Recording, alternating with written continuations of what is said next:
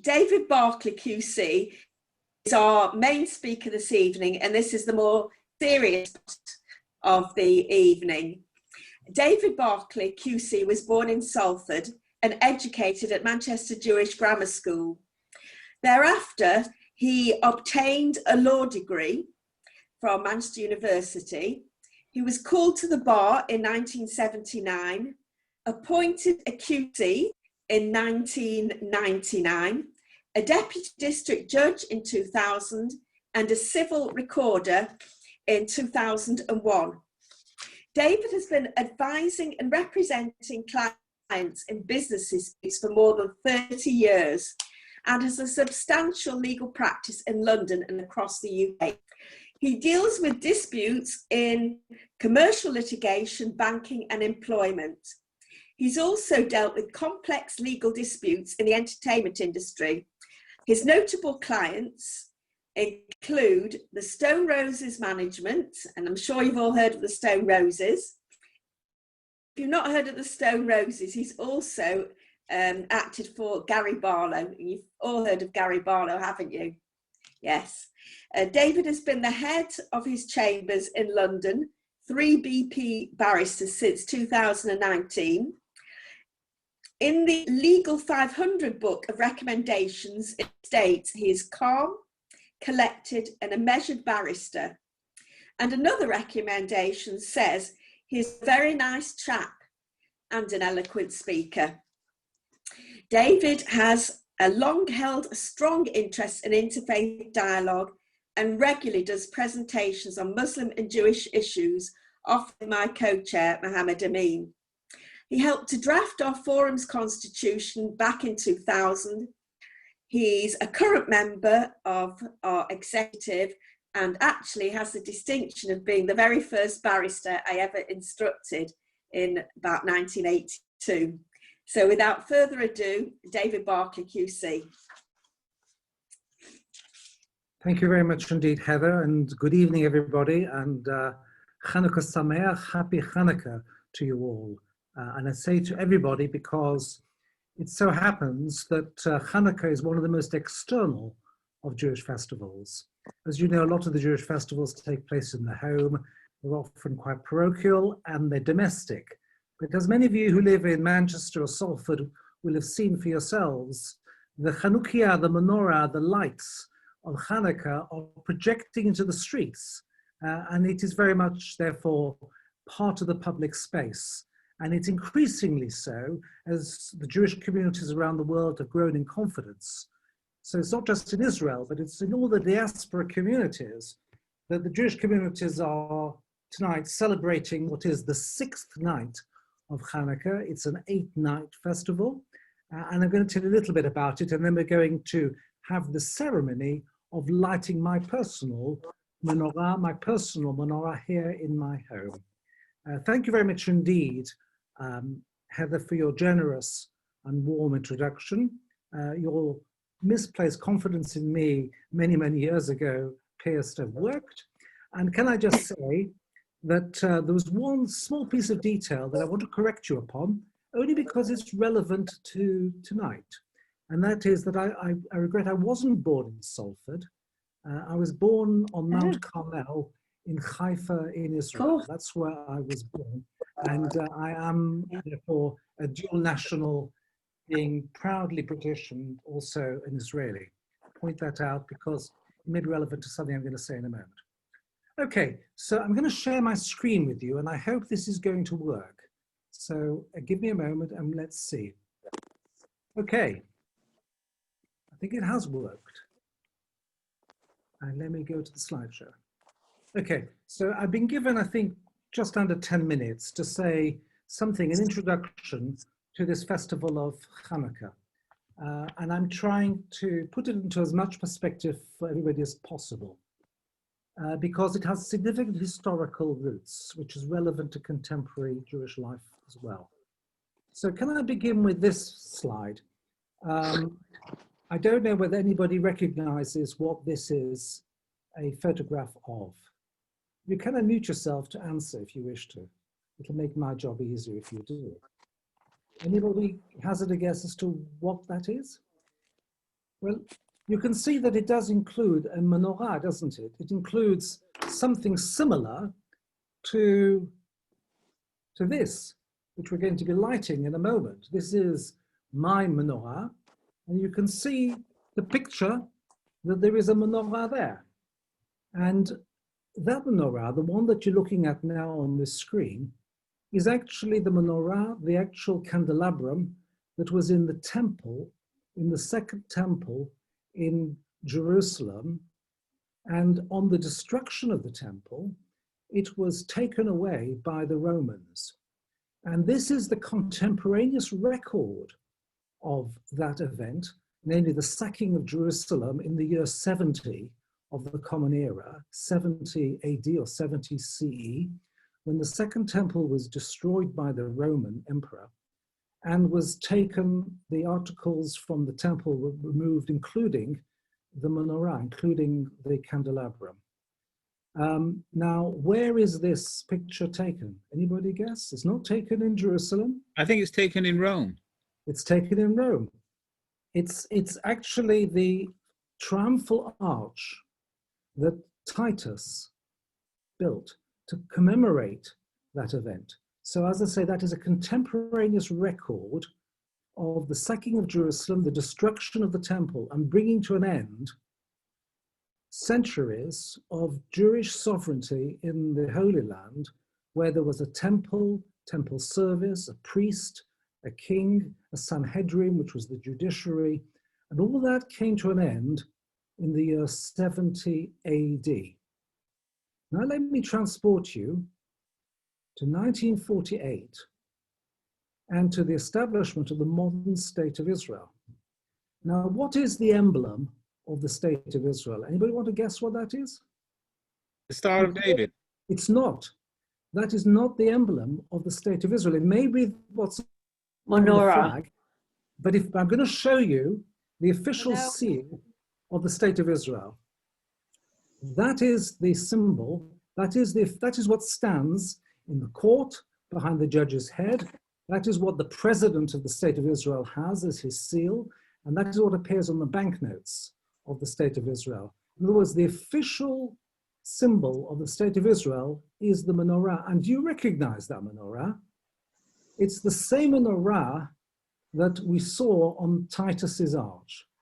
In other words, as we move from 70 AD to 1948, we see the restoration of Jewish sovereignty in the Holy Land, and it's symbolized not by the ransacking of the temple and the removal of the menorah, but putting the menorah onto the symbol of the state of Israel. So that's the historical perspective in which I'm going to address this subject. Now, what is Hanukkah? So Hanukkah literally means the dedication of the temple. And we saw, I said a bit about the temple. The period that Hanukkah is concerned with is not the destruction of the temple in the year 70 AD, but events that took place earlier. So just to remind you of your history, remember Alexander the Great. So he went around conquering a lot of the world. And he came to Jerusalem and he conquered what today is Israel, Palestine. And that, following that, there was Greek rule because he was a Macedonian Greek. And so the Greeks controlled the Near East for many years until the Romans. And the Greeks in the 3rd century ran the entire operation as far as the Holy Land was concerned from Egypt, the Ptolemaic period. And then in the 2nd century, it went over to the Seleucids, who were based in Syria. And then in the year 175, along came one of the Seleucid kings called Antiochus Epiphanes. And he decided to spread Hellenism, in other words, Greek culture and the Greek polygamy, not polygamy, the Greek form of theology into vassal states, including into Israel. And so Antiochus began that process of Hellenization, introduced the Greek language, He also came into conflict with the local authorities there and he introduced a gymnasium which he put at the foot of the Temple Mount. But things got steadily worse as his attempts were made to remove Jewish culture, so that by the year 167 BCE, Jewish practice in public was forbidden. And shortly after that, a temple, right in the temple in Jerusalem, a statue of Zeus was erected. And that really was the tipping point. So a number of Jews came together. They formed a group under a charismatic leader called Judas Maccabeus. They're called the Maccabees. They formed an army and they waged a war against the Seleucid Greeks and the Hellenists in Israel for a period of 3 years, and they were triumphant. In other words, what Chanukah represents is, first of all, the restoration of self-rule in Israel. Secondly, it represents the restoration of the temple service, which had been defiled for 3 years during the period of the wars. And when the Jews came back to the temple and they took all the idols and all the other gods out of the temple and rededicated the temple, that is what Chanukah represents. Now, there's one interesting twist to all this. Those of you that were watching keenly would have noted that the original menorah that appeared in the temple was one that contained how many lights? Total of 7. You see 3 on one side, 3 on the other, and a central one. 7 lights. And that's sensible because the menorah was lit every day, every week in the temple. It's one of the functions of the priests. Our menorah, the one that we're going to be using tonight, doesn't have 7. It has 8. And then there's a central one which serves as what's called the shamash, which is not really part of the sequence. It's there simply, we use it to light the others. And the reason that there are 8 and not 7 is because of the miracle that took place, according to tradition, that when the Jews came back to the temple and they tried to find oil, because they didn't use candles, they used oil in order to light that menorah, olive oil, which had to be pure and it had to be ritually pure as well. So it was in a particular state that was sealed and free from any contamination. They couldn't find enough oil for the entire week. They could only find oil for one night, just one small cruise of oil. And the story goes that when they lit that, it continued to last for 8 nights. That's the miracle of Chanukah. So I've told you about the history, I've told you about the political significance, and then there is the miraculous element, according to tradition, that when we came to light the menorah in the temple, what should have been only equivalent for 1 night's burning lasted for a full 8 nights, and that's why we use an 8-branched candelabrum. Okay, there are some other traditions associated with Chanukah, which is a festival period. So we're going to look at the menorah in a moment. We're going to light it ritually in a moment and do the blessings. And then there's other things. The children play games. This is one game, using something called dreidel, because some of the members here will be able to talk about that. Their family and childhood memories of using the dreidel and winning nuts and that sort of thing. There's certain foods that go with Chanukah, like the donut, like the latke, which we can see they're all very fattening and not really a good idea for people on a diet. So that's the story.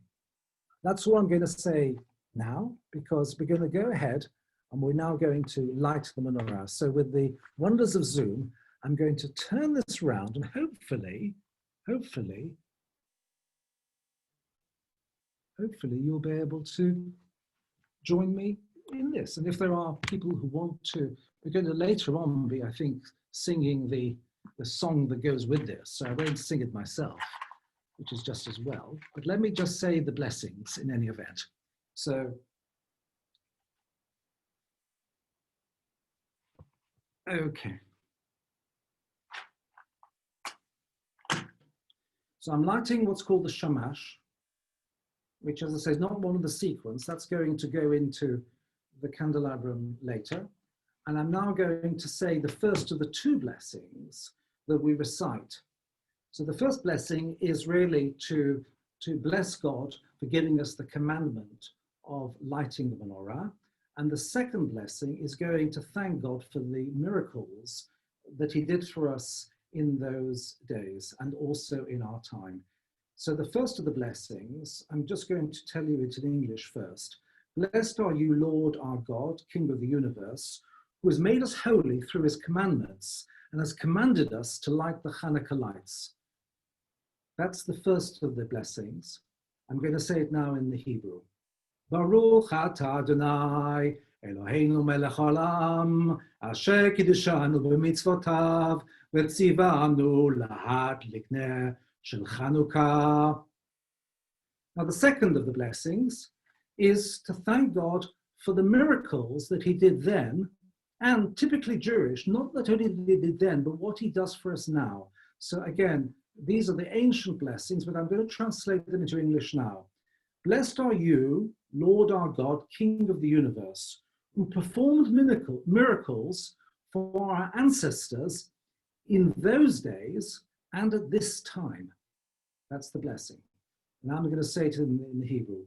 Baruch atah Adonai, Eloheinu melech haolam, she'asa nisim la'avoteinu, bayamim hahem, ba'zman hazeh. And now I'm going to proceed to light from my left to the right. And every day, because tonight is the 6th night, we increase the number of candles so that we are now only 2 days away from the end of the festival.